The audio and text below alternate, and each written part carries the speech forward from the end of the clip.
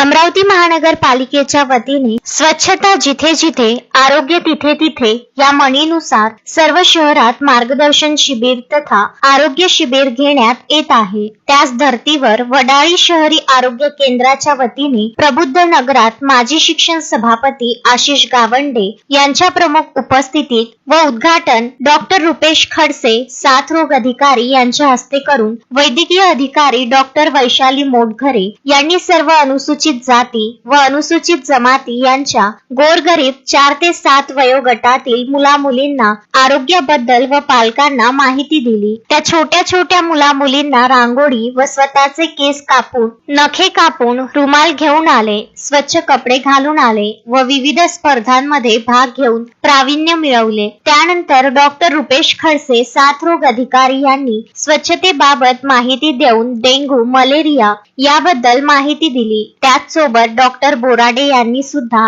आजार व स्वच्छतेवर भर दिला। या कार्यक्रमाचे प्रास्ताविक टीबी सर्वेक्षक निखिल कळंबे, डॉक्टर वैशाली हिवराडे, एकता तायवाडे, आरोग्य सेवक विक्की भांडारकर व शेकडो नागरिक उपस्थित होते।